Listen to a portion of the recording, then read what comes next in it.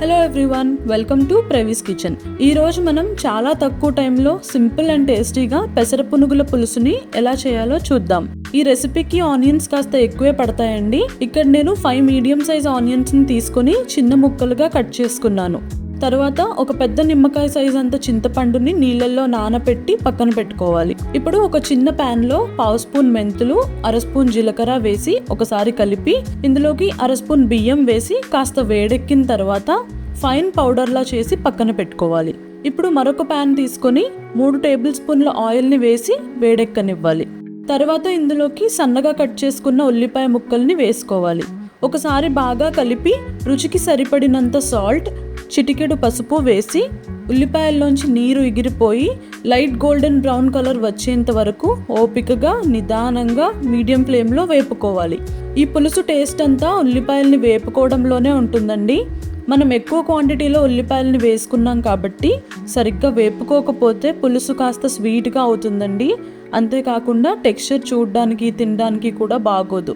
వీడియోలో చూపిస్తున్నట్టుగా ఉల్లిపాయలు వేగిన తర్వాత 2 స్పూన్ల కారం వేసుకుని కలుపుకోవాలి.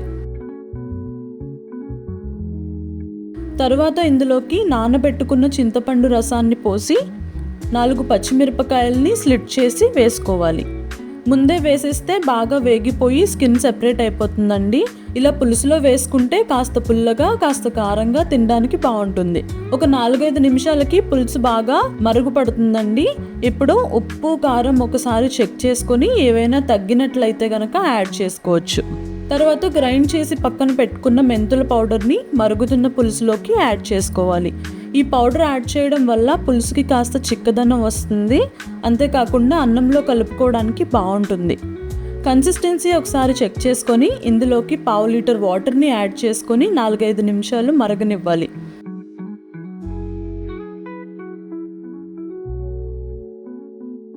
ఫ్లేవర్స్ అన్నిటినీ బ్యాలెన్స్ చేయడానికి చిన్న బెల్లం ముక్కని వేయాలి. పులుసు మరిగిన తర్వాత పెసర పునుగుల్ని వేసుకోవాలి. చిన్నవైతే ఒక 10-12 వేసుకోండి. పెద్దగా ఉన్నట్లయితే ఒక 4-5 వేసుకుంటే సరిపోతుంది.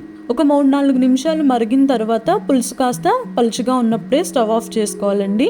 కాసేపటికి పెసర పునుగులు పులుసుని బాగా అబ్జార్బ్ చేసుకొని సైజులో డబుల్ అవుతాయి. పెసర పునుగులు వేసిన తర్వాత గరిటె పెట్టి కలపకూడదండి. అలా చేస్తే పెసర పునుగులు చిదురైపోతాయి. ఇది వండిన వెంటనే తినే కంటే ఒక 3-4 గంటల తర్వాత తింటే బాగుంటుంది. ఈ రెసిపీకి కరివేపాకు, కొత్తిమీర ఏం అవసరం లేదండి. మీకు కావాలంటే వేసుకోవచ్చు. అంతేనండి, చాలా తక్కువ ఇంగ్రీడియంట్స్తో సింపుల్గా పెసర పునుగుల పులుసు రెడీ.